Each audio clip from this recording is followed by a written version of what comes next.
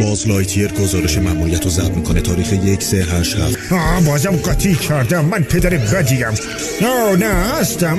این سیبه راستش کن به یه درخت وصل بود، منم اونو کندمش. اعلی حضرت با همین یه بار گرفتم.